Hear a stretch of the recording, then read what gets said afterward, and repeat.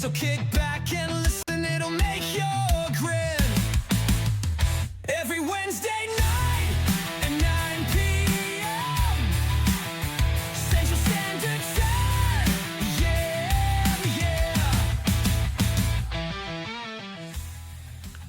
Yeah, another Wednesday night, folks. Pretty awesome, isn't it? Welcome back, fellow wanderers and pilgrims. The hearth is warm, the wind rattles the shutters outside, and the mead flows freely. And speaking of that, I really need to order some more. I really like honey mead. It's gluten-free and fantastic.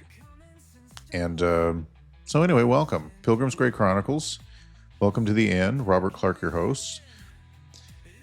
You know, whispers of the unseen world happen here, and they slip through the cracks of time and history. And tonight we turn the lantern toward you every Wednesday night, Central Standard Time, 9 p.m., give or take, depending on what time I get off work.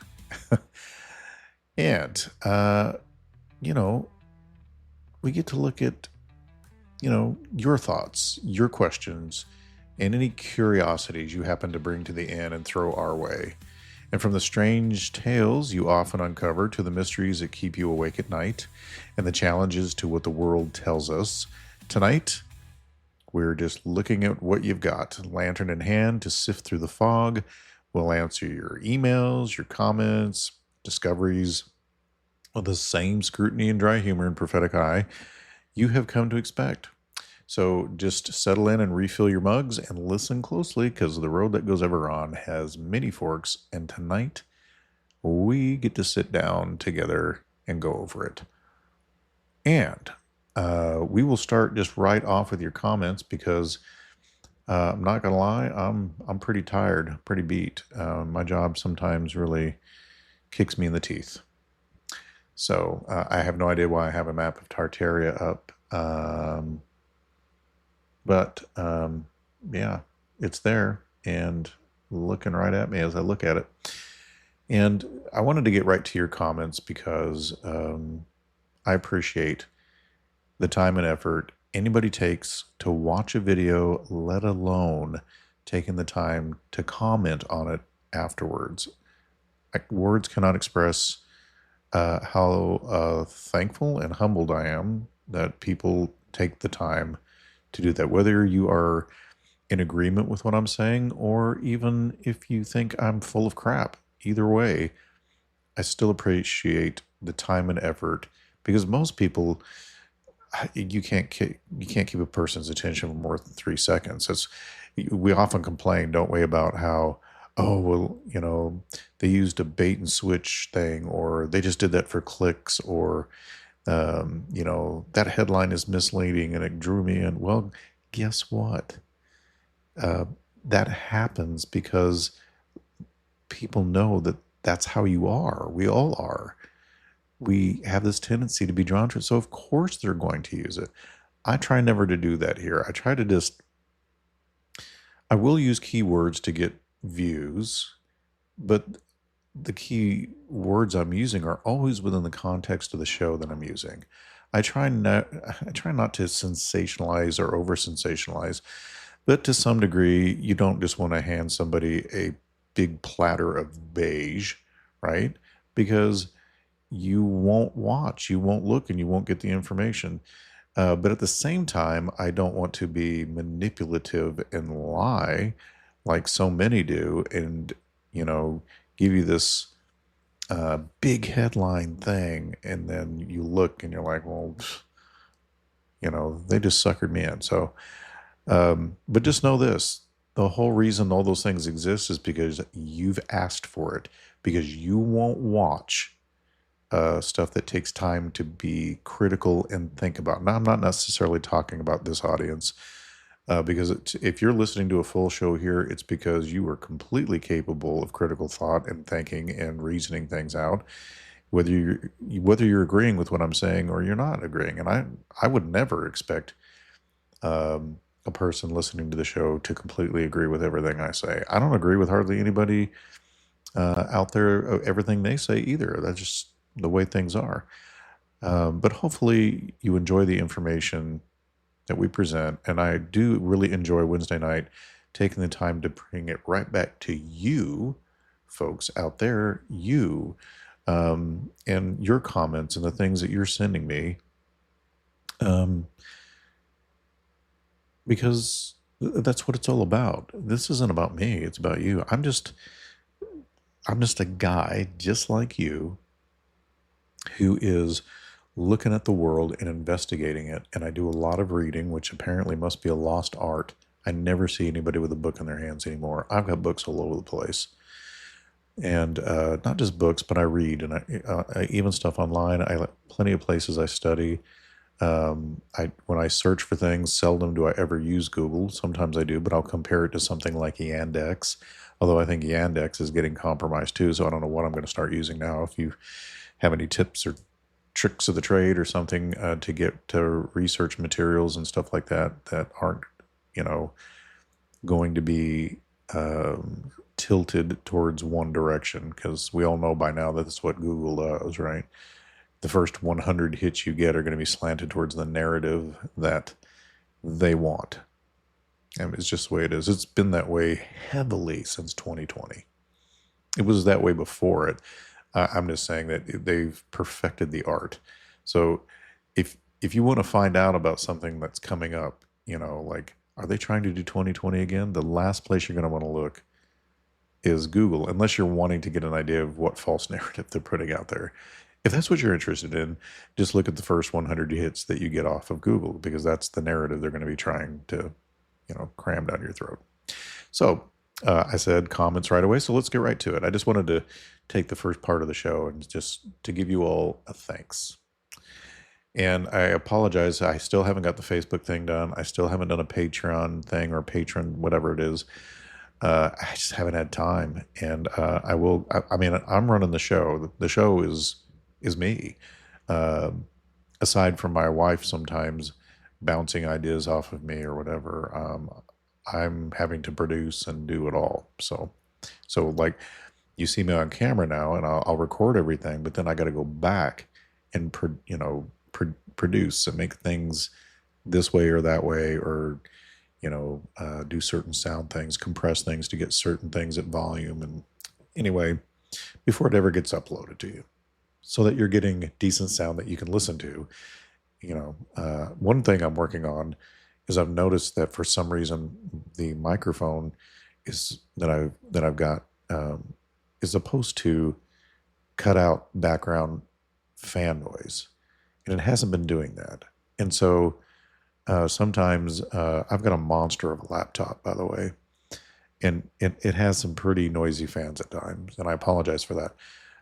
I've worked on it, and I think what the reason it hasn't been working is the new software doesn't have any filters.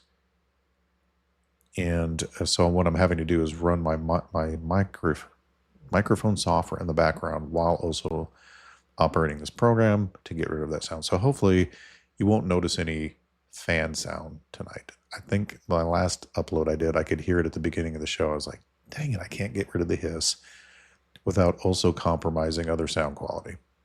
It's just a constant whatever. But either way, I appreciate you listening. And so let's start off with Kevin Steibel. Listened to, or I don't know, he may have listened to something else, but he commented on Signs in the Sky, Amish in the Storm in Ancient Frequencies. So that was probably a top 3 story of the week. And he just simply says, first time listening, keep up the good work, thumbs up. And you know what? Sometimes those are just the most encouraging ones. Just a single sentence, somebody saying something like that. Just it keeps you going, because it's not always easy to keep doing a podcast. It's, like many of you, I'm putting in 50 plus hours of work, every week, whether it's, and when I say 50 plus hours, I'm talking about my commute there and back again, and being at work. Now, in all fairness, I only work Tuesday through Friday, but in that short period of time, I'm gone for about 50 hours a week. So, and it's because I work anywhere from here lately, it's only been about 10 and a half to 11 hours a day. So there is that. But the commute is, 45 minutes to an hour. So, because I don't like living in a big city. I just don't. And as I have lived in big cities, but as time goes by, I find I like the country better. May not be for everyone, but we've got our chickens. We gather our eggs every day. We have goats. We have goat milk. Our goats are primarily just out there to keep our fence lines clean. It's like Fred Flintstone times, right? Instead of a lawnmower, they did, or hedge trimming. Goats will literally, and here's the funny thing: they don't really eat grass unless there's absolutely nothing else to eat. But you put them on a fence line where there's trees, vines, heck, they'll even eat poison ivy, and they will clean the whole fence line.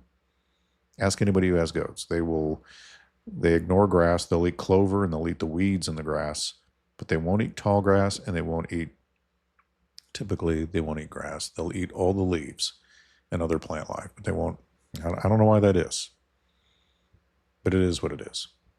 So thank you, Kevin. Hang out at the inn anytime, 3 nights a week, Monday, Wednesday, Friday, 9 p.m. Central Standard Time. Not that you have to listen then. I'm not live. Okay, I usually record either an hour or two before the show is released, or I record it the day before. Usually Wednesdays and Fridays, it's an hour or two before. And on Mondays, I usually record it over the weekend. And sometimes I release it early. Just know that an episode is going to be released around 9 p.m. Central Standard Time, Monday, Wednesday, and Friday.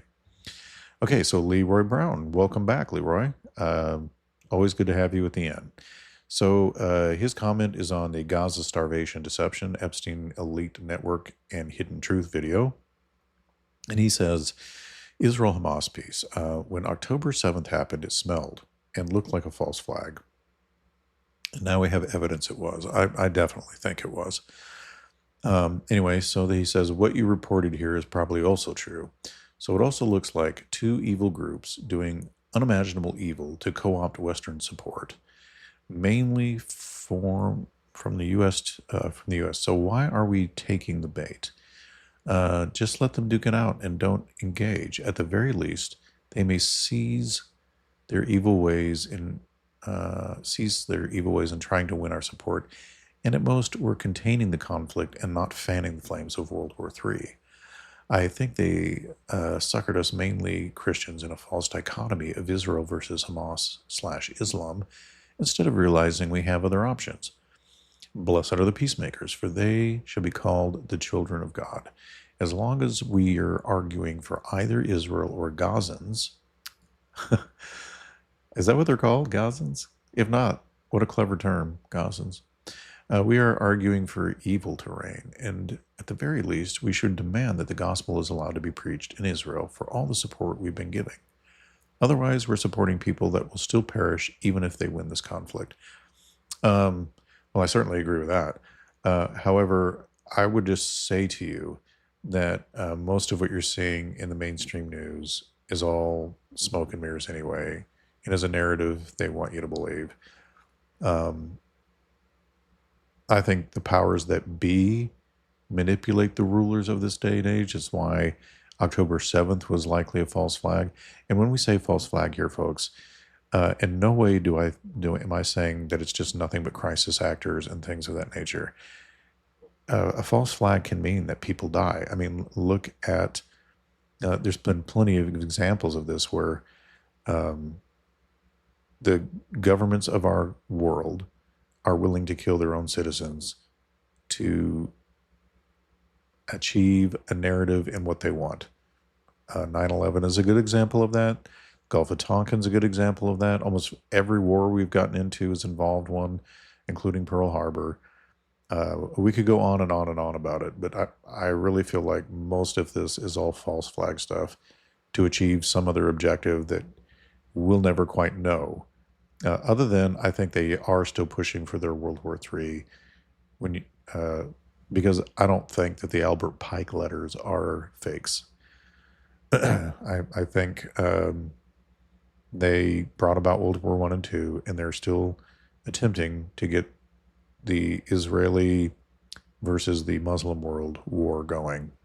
That will involve everybody. So, and then bring about their Novus Ordo Seclorum. How fun, right? And then we have one of my shorts kind of took off. This one on the real origin of giants. I made it a while back when I was still using AI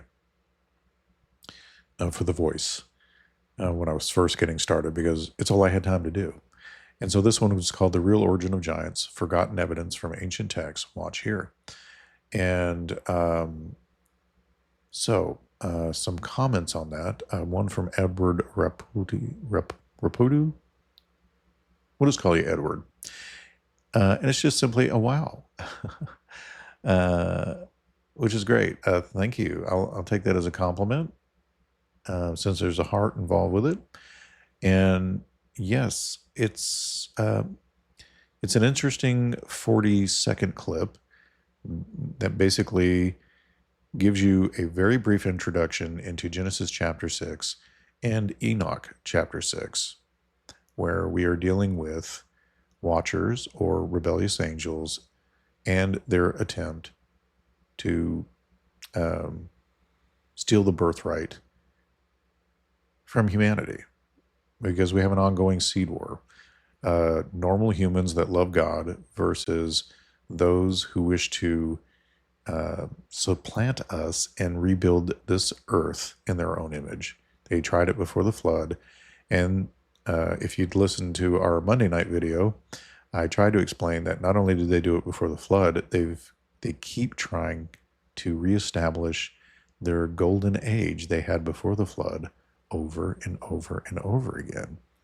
And that is what you see all throughout history. That's why you see different cataclysms, different strangeness, all these buildings all over the place, because it's the same little g gods that were worshipped even in Greco-Roman times. And they teach us how to build things. They help us build things. They helped us to reestablish culture after the flood and all these different things.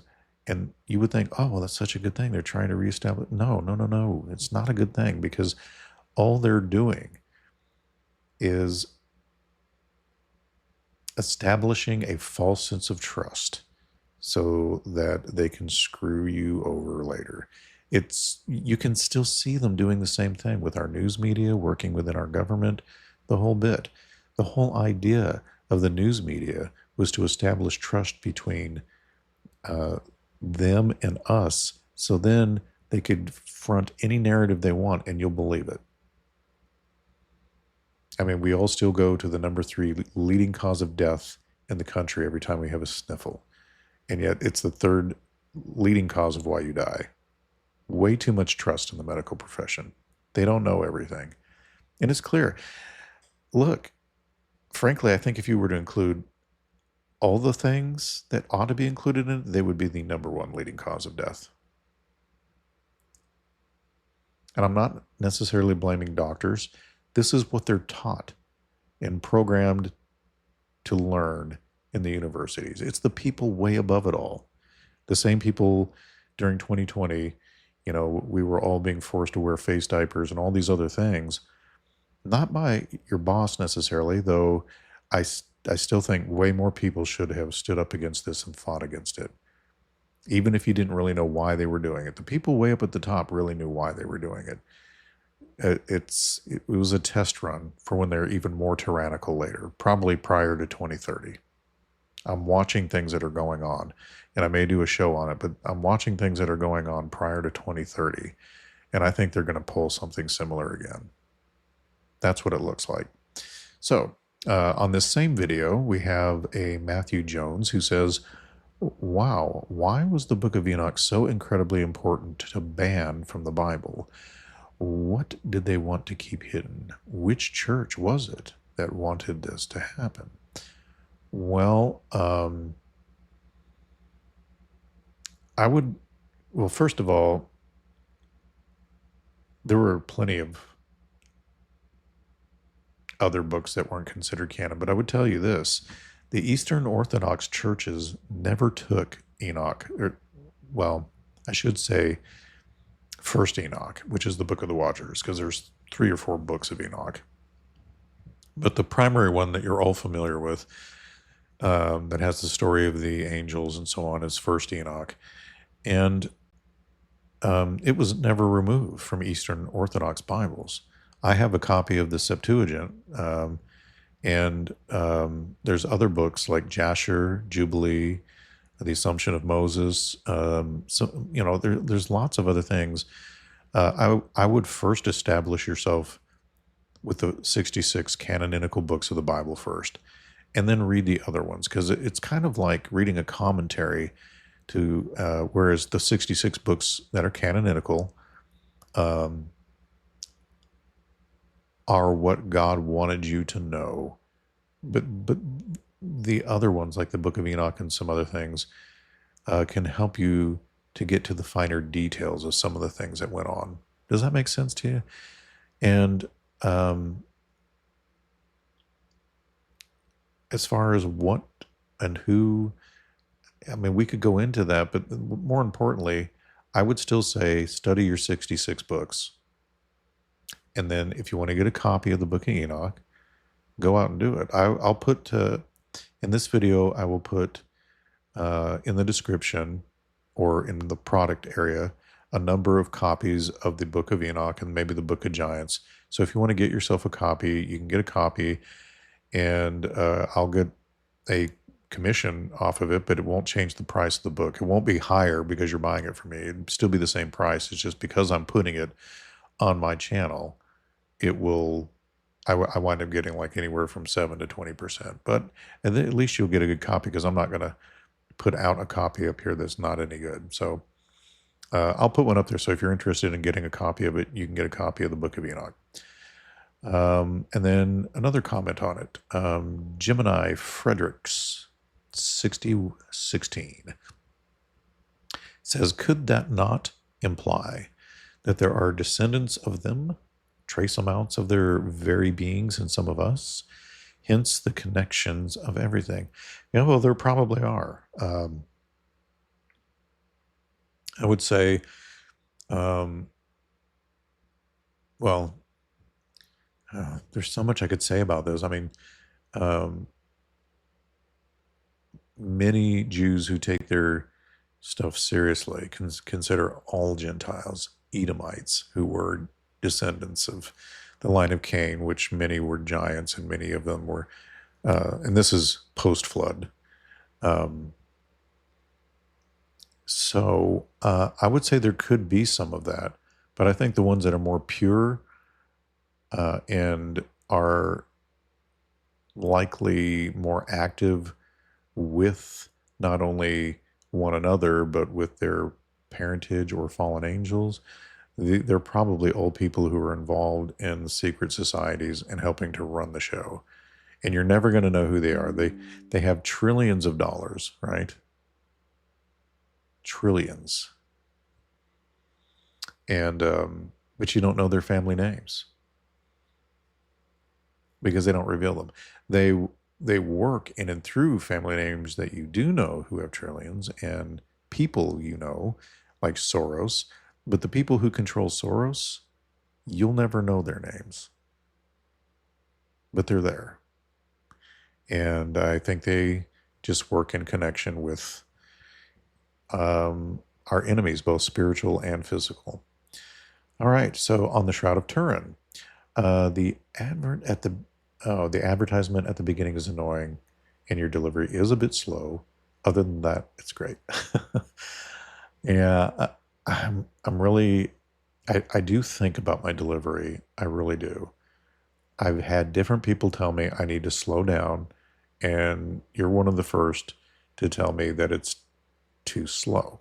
So I can't make everybody happy, but I do want to present to you good information. And I was really proud of the work that we did collecting all the data for the Shroud of Turin, because I wasn't sure what I thought about it before I did some research on it for the show. After I studied it, I was absolutely convinced that it is the real deal. And I know everybody, I've heard all the arguments, and that's why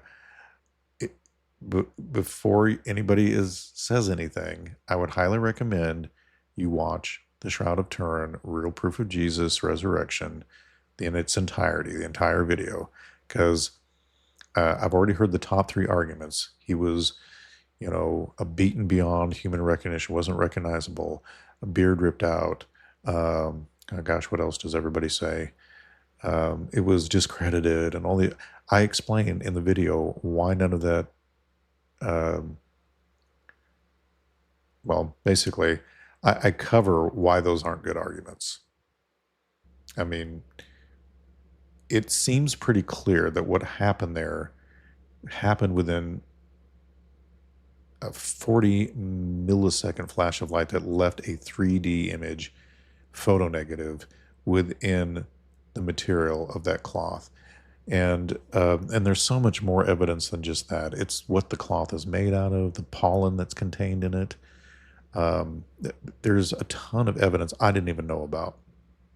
And I know a lot of people say, well, it was strips of cloth. And I go into all of that and explain why.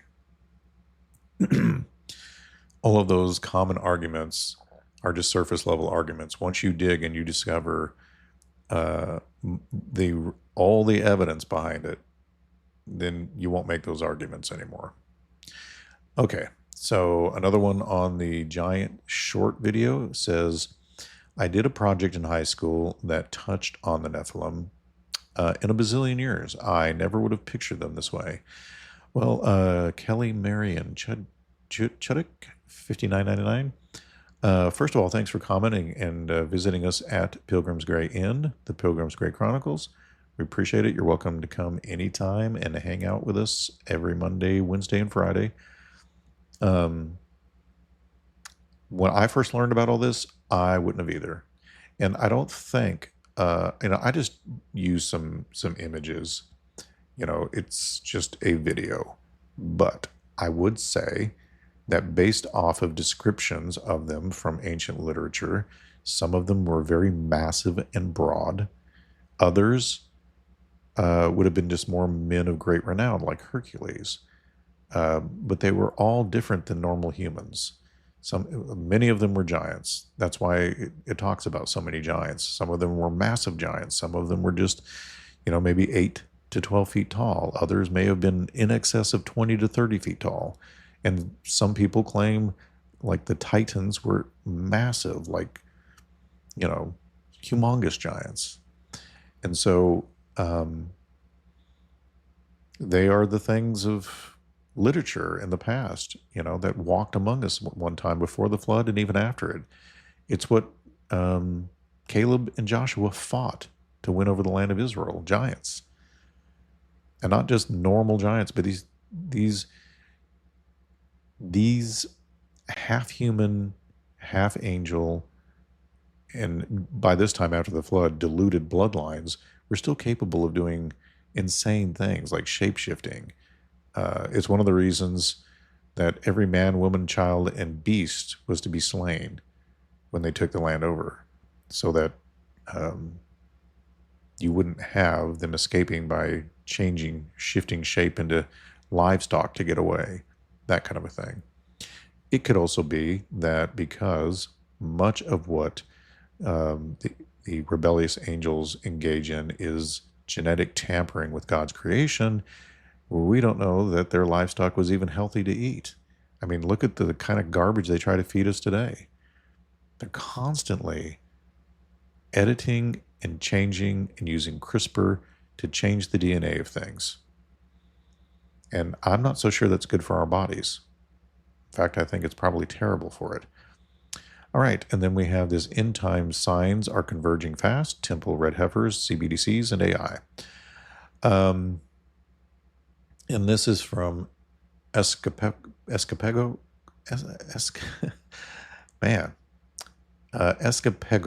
86. Says, your channel isn't followable. It is. Maybe you're saying you just don't want to follow it, but we're almost at 90,000 followers just on YouTube. There are also followers on Spotify, Apple. I just started Rumble switching because I keep getting dings because of using keywords that YouTube doesn't like. So I have a feeling eventually I'll get throttled or thrown out of town, which is why I'm slowly shifting over to Rumble. But I'll continue to keep posting the podcast until they shut it down. So you're welcome to follow any one of those, but you can, as far as I know, still ring the bell and subscribe. So, and then it says, and the red heifers they said that they don't have anymore, but already did a mock ritual sacrifice. Yeah, I did. My wife told me about that, and it really makes me wonder. I caught the news of that, and the very next episode I did after the Temple and Red Heifers one, I basically said, hey, I just heard that of the 5, none of them are qualified anymore. And then when I said that on the show, my wife mentioned that they had done a mock, and she used her quote, just like you did, mock ritual sacrifice. So it could very well be that they got their sacrifice out of that. I don't know. And yes, I know that all they need are the ashes, and they already have the ashes of the others. Pretty sure they're building in secret. Now that could be. I don't know how they could get away with that because Muslims everywhere would be watching for that. Is it possible? Sure, but I wouldn't. If you got some info on that, send it to me. I would love to hear about if they are, or if there's any signs of them trying to do that in secret. And then their tunnels would make sense if they're doing things in hiding. They might be doing it for a reason. Yeah. Look, I wouldn't put anything past any of this. They're going to build it at some point. So whether it's moving things secretly under tunnels to get that done or whatever, nothing would surprise me at this point. Would it surprise you? It wouldn't surprise me. So,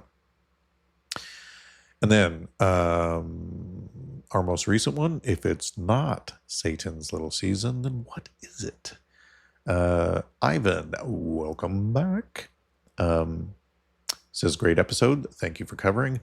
But also, I'm going to read Ivan's comment at the Rumble thing because we are getting commenters at Rumble slowly but surely. We just started it like last week, I think, a week or two ago, the Rumble channel. Might have been a month ago. I don't know. Everything's such a blur when you're this busy.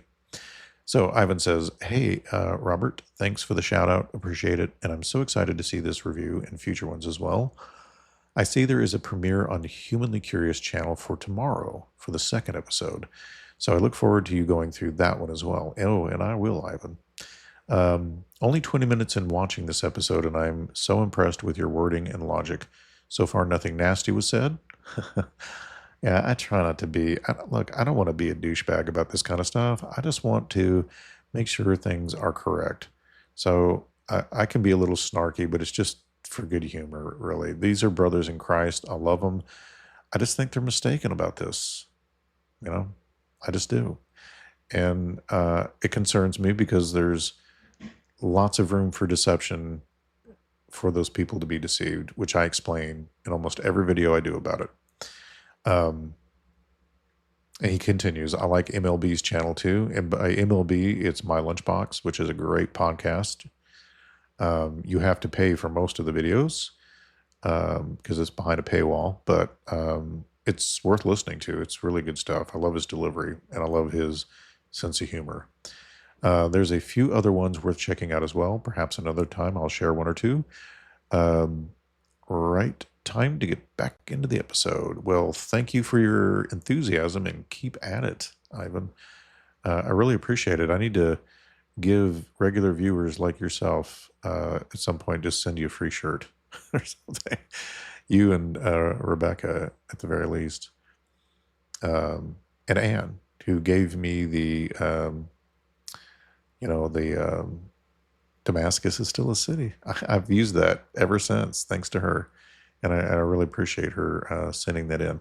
So that is all the comments for now, but I have some other things that were sent to me in email, which I will grab out here. And okay, here's the first one. Well, that's not it. That's it up here. Oh, look, it's Geezer Butler from Black Sabbath. All right. So, is that muted? Yes, good. And that one is not.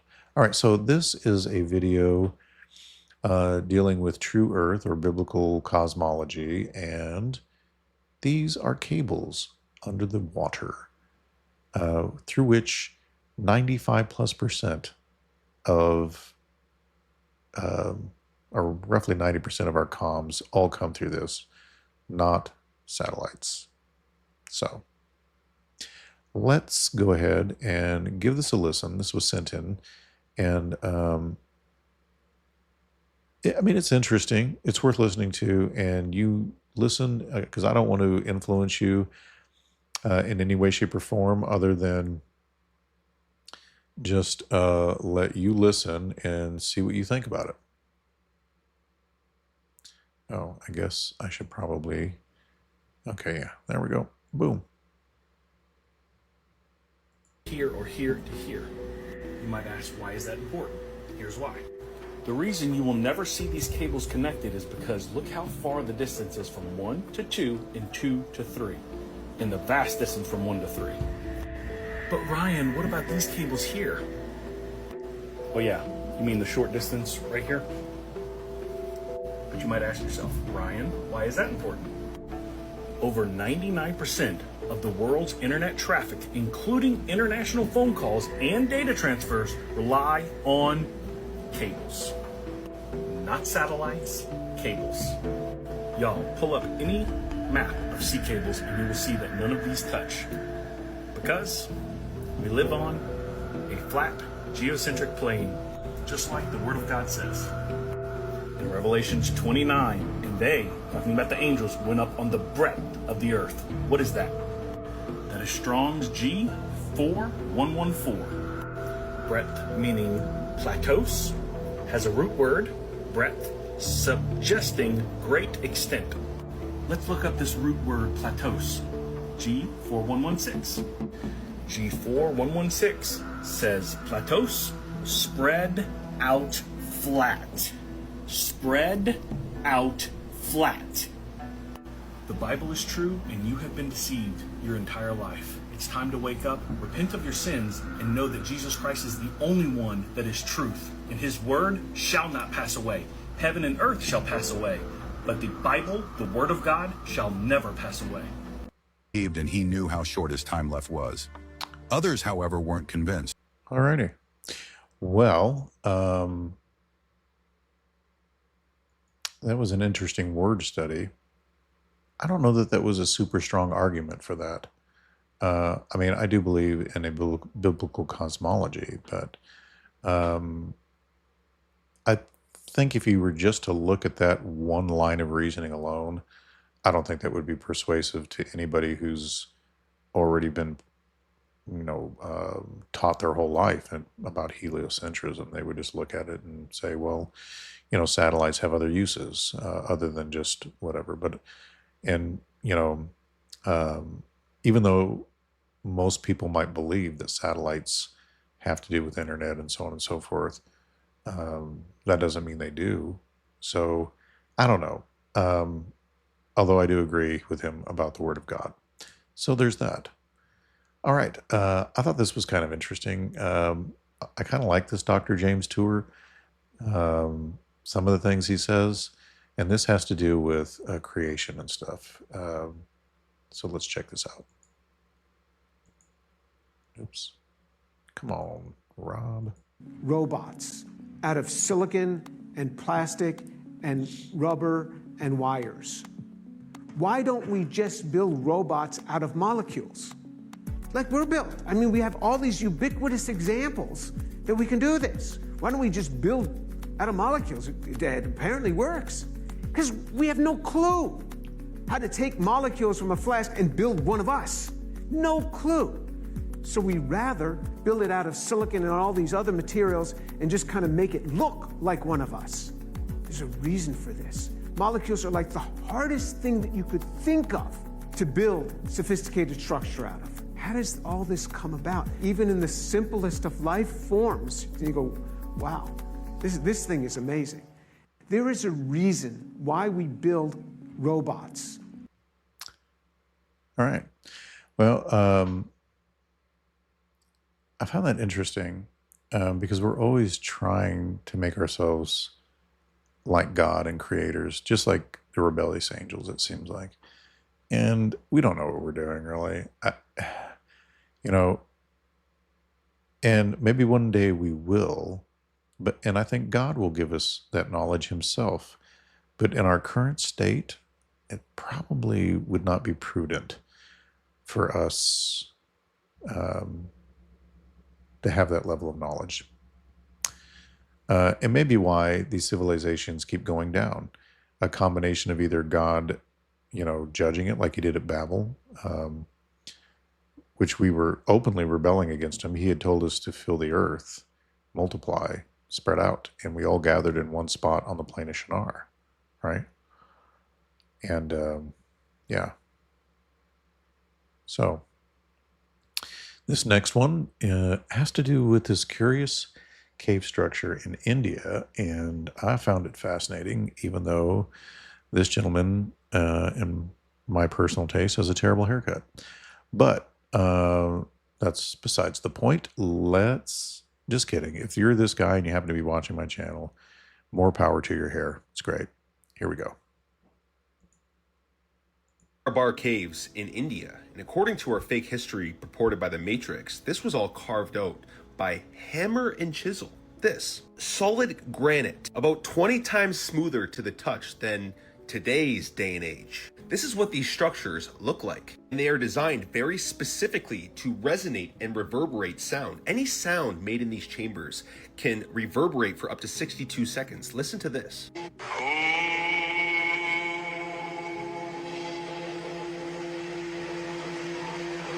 It sounds very similar to the reverberations of a sound bowl. Now, this is the original granite polish, mirror-like structures, perfectly symmetrical within a fraction of a millimeter, impossible for the human hand. The sheer complexity of these caves still stuns modern archaeologists to this day. There are inscriptions without any sort of clarity on construction or the timing of all this, or even the purpose of these caves. But the people of this land knew that these were sound healing caves built by a very advanced civilization by their ancestors. Look at how smooth to the touch this is. We can't even do this, guys. These anomalies in the Bora caves make this an architectural and archaeological enigma. This is ancient precision built by a very sophisticated, advanced civilization. Just more evidence that our history is far from what we've been told. Peace and love. This is the Bora caves in India. Yeah, I would have to agree. Do you see how smooth and glossy that was? Yeah, definitely was not done with chisels. No way. I mean, unless they chiseled it and just spent hours sanding it, but it doesn't look like there's any evidence of that either. I've seen lately some videos on people using laser light to carve into stone to create intricate designs and so on and so forth. It makes me wonder if they had some very powerful light source or something to be able to do this. Clearly an advanced civilization, advanced culture. And this is what I explained in my last video. This to me would indicate that these cultures have been around for a long time, pre-flood, after the flood. And so when SLS folk, the Satan Little Season people, talk about, well, the millennium was here, and that's why we have all these structures, that's not what it seems to me. It just seems like it's the same old rebellious angels working with men, giving them technology, showing us how to build things, showing us how to do things, and then demanding worship or sacrifice from us, often involving our own offspring. All throughout history, right? Moloch, Who did they give their children to? Moloch. And for what? For the ability to live better through better crops, better buildings, better construction, all these different things. So they give us technology, they get stuff from us. And usually that stuff is human life. And I think that's because they need it. They need the energy that is in our blood, because our life force is in our blood, for them to stay alive, because they've disconnected themselves from their first estate and their primary energy source, which would have been God. They're not connected to him any longer. So they need us. And just enough of us to keep them well fed. All right, next one. Same guy with the bad haircut. Just kidding. Just kidding. Not trying to be judgmental, just humorous. And this has to do with the Taj Mahal. And I wasn't, I know what the Taj Mahal is, and I've seen it before, but I wasn't aware of some of the things he brought up, and I think you'll find this interesting. Let's make sure I turn mute off this time. This is the Taj Mahal, and according to our fake history, it was built between 1632 and 1648. Built by hand and chisel, elephant and carriage. Made from solid marble stone mined 250 kilometers away. It is estimated that the Taj Mahal was made with 70,000 metric tons of this marble. You know how long it would take to haul 70,000 metric tons of marble with elephant and carriage 250 kilometers? This platform is 300 by 300 feet and perfectly level and flat. No visible slope or anything after 370 years.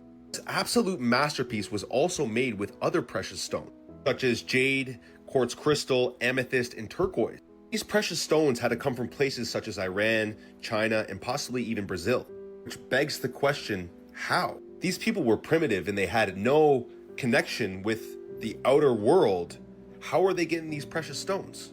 How did primitive cave dwellers design everything in perfect symmetry, perfect mathematical proportion, find the golden ratio or the Fibonacci sequence layout all throughout the Taj Mahal? Now, many of these stones weigh multiple tons. How do they hoist this up there? How did they carve this perfectly? Now, modern architects would need some sort of diamond drill or precise laser to make symmetry like this. Have a look at this pillar. They built this with an optical illusion. This pillar is actually flat, completely flat. But as you go back, it doesn't look very flat, does it? These people were highly advanced, perfect, divine symmetry with hammer and chisel. The precision is so perfect you can fit a razor blade in between the blocks. How do they carve all this out? By hand and a copper chisel.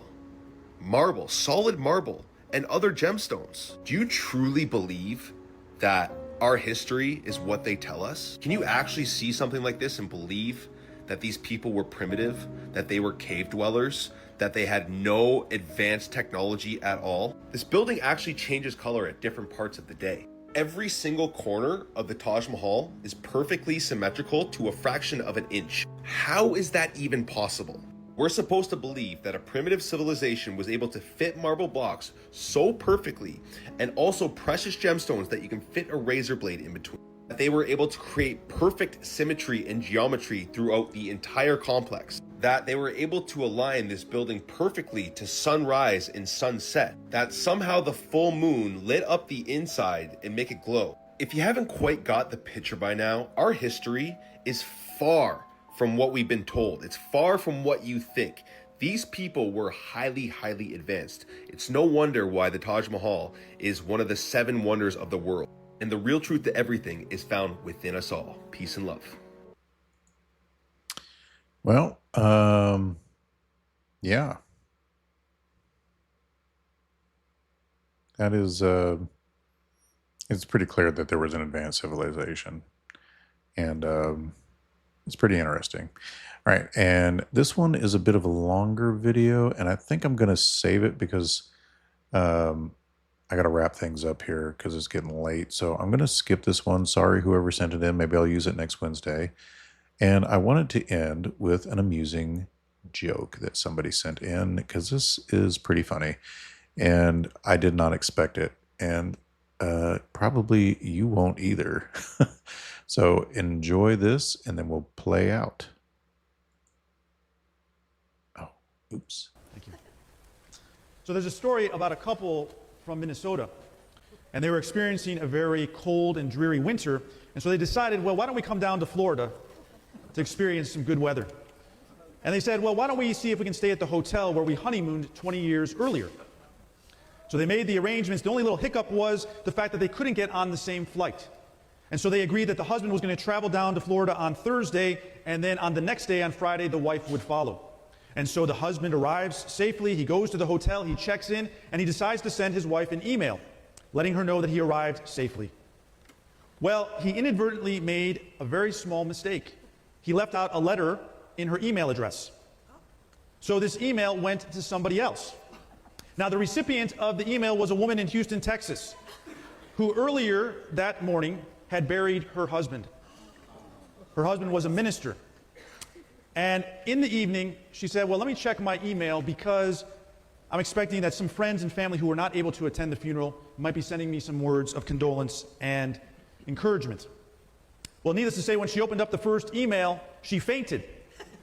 And her son ran into the room to discover her. She was okay, but he looked at the computer screen, and this is the email that he found. To my loving wife, I've arrived. I know you're surprised to hear from me.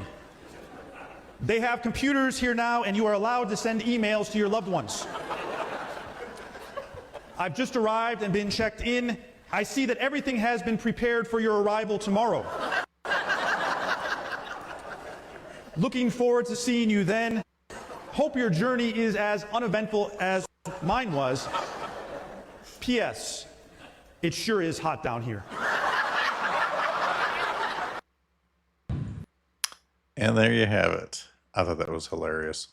And with that, I would just say thank you for coming and hanging out with us at the end. Thank you, all you listeners and watchers of the video.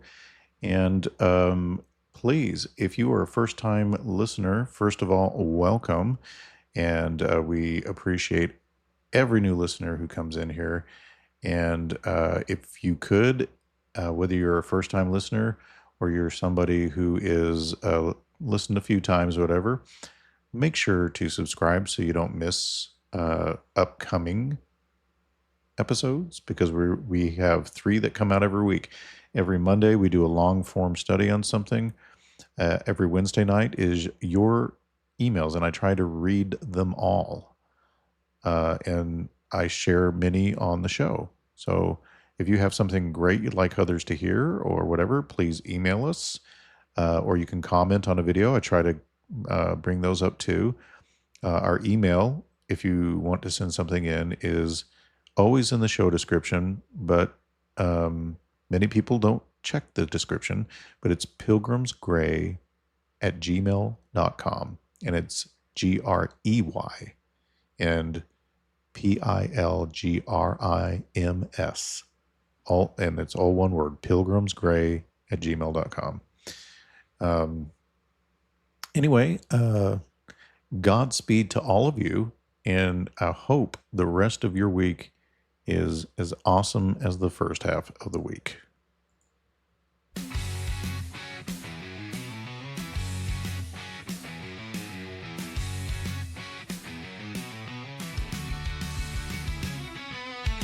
It's time for listener emails, comments, and stuff they send in. So kick back and listen, it'll make you grin. Every Wednesday night at 9 p.m. Central Standard Time, yeah.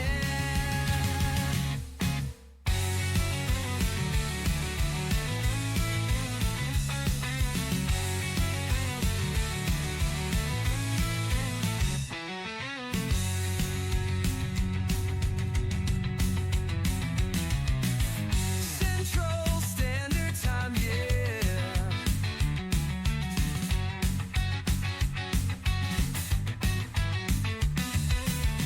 Central Standard Time, yeah.